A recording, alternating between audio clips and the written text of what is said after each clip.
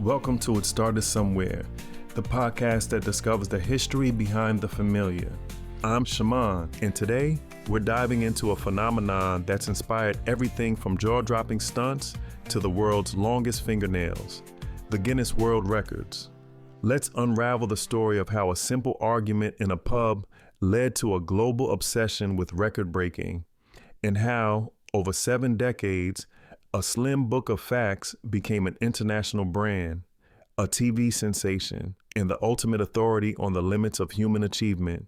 Our story begins not in a library or a publishing house, but in the Irish countryside, at a shooting party in County Wexford in the early 1950s.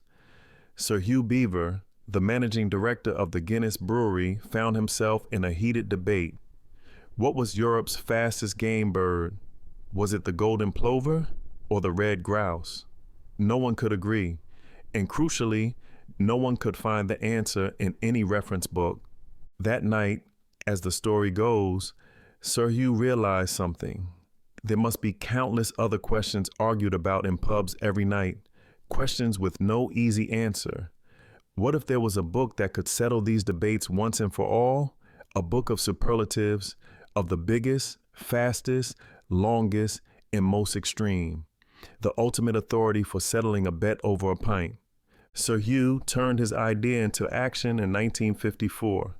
He reached out to Norris and Ross McWhirter, twin brothers who ran a fact-finding agency in London.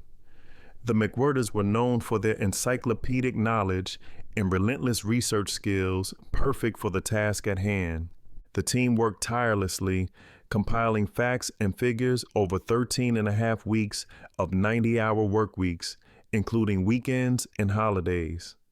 Their office? 2 rooms in a converted gymnasium at the top of Ludgate House, 107 Fleet Street, London. On August 27, 1955, the first edition of the Guinness Book of Records was published.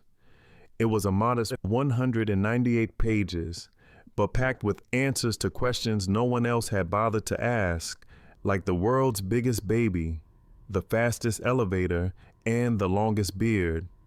The book was originally intended as a promotional giveaway for pubs selling Guinness, but demand quickly outstripped supply. The first print run sold out almost instantly, leading to 4 reprints and 187,000 copies sold within a year. By Christmas 1955, it was the #1 bestseller in the United Kingdom. In the following year, it launched internationally, quickly becoming a household name. The McWhirter twins were more than just editors. They became the faces of the brand. Their encyclopedic memories were legendary. On the BBC's long-running children's series Record Breakers, they would answer questions from the audience about records, often without missing a beat. The book's format was simple but effective. Chapters like the universe, the human being, the natural world, and the world's structures sorted records into digestible, fascinating lists. The McWhirters' dedication to accuracy and detail set a standard that would define the franchise for decades. Tragically, Ross McWhirter was assassinated in 1975, but Norris continued to edit the book for many years, ensuring its reputation for reliability and authority.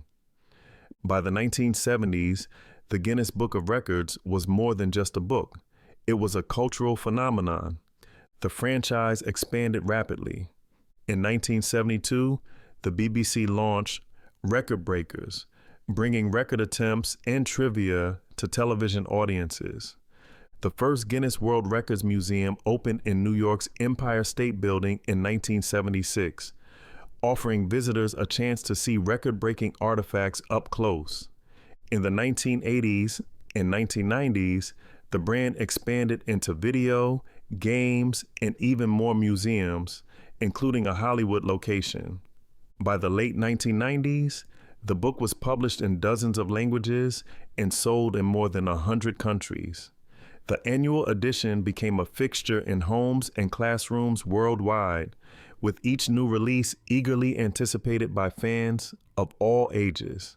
In 1999, the book officially changed its name from the Guinness Book of Records to Guinness World Records, reflecting its truly global reach. The new millennium brought more change.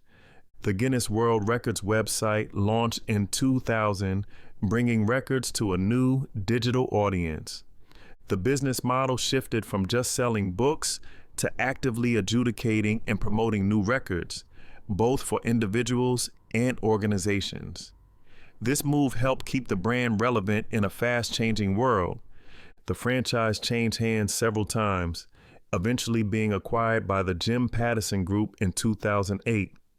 Its headquarters moved to London's Canary Wharf, but its reach remained global, with offices in New York, Beijing, Tokyo, and Dubai. Today, Guinness World Records is more than a book. It's a multimedia empire. There are TV shows, YouTube channels, social media platforms, and live events, all celebrating the extraordinary and the unusual. Let's talk about the scale of this phenomenon. Over 153 million books sold worldwide in more than 40 languages and 100 countries. The Guinness World Records database holds over 65,000 active record titles, with nearly 5,000 new records approved in 2023 alone.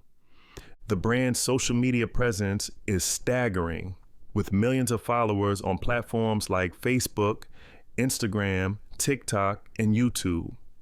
Each year's edition contains thousands of records, with 80% being new or updated, ensuring the book remains fresh and relevant for each new generation. Guinness World Records has always been about more than just reading about records. It's about inspiring people to break them. Whether it's a personal dream or a team effort, the process is rigorous. Applicants submit their proposed record to Guinness World Records, which reviews and approves the attempt. Official adjudicators, experts trained to verify records, travel the world to witness and certify attempts. Only the most extraordinary feats make it into the book, ensuring the standards remain high and the achievements truly remarkable. From the tallest man to the fastest marathon in a costume, from the largest gathering of people dressed as Smurfs to the most spoons balanced on a human body. If you can dream it, Guinness World Records might just recognize it. Of course, not everyone has been a fan. As the brand shifted toward creating new records as publicity stunts for individuals and organizations, some critics argued that the focus had drifted from genuine achievement to spectacle. But there's no denying the impact Guinness World Records has had on popular culture. It's inspired generations to push the boundaries of what's possible, to dream bigger, and to celebrate the weird and wonderful. It's become a rite of passage for school children, a source of pride for communities, and a marketing tool for brands looking to make headlines. 70 years after Sir Hugh Beaver's pub argument, Guinness World Records remains the ultimate authority on record breaking.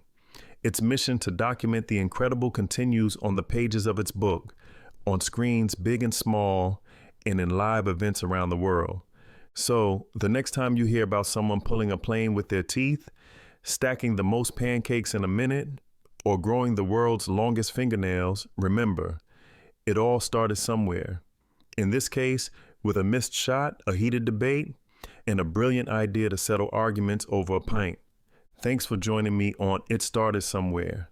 I'm Shaimond. Until next time, keep your eyes open for the extraordinary. You never know, you might just be the next world record holder. Thanks for listening. If you enjoy the show, subscribe and rate the podcast. It makes a difference.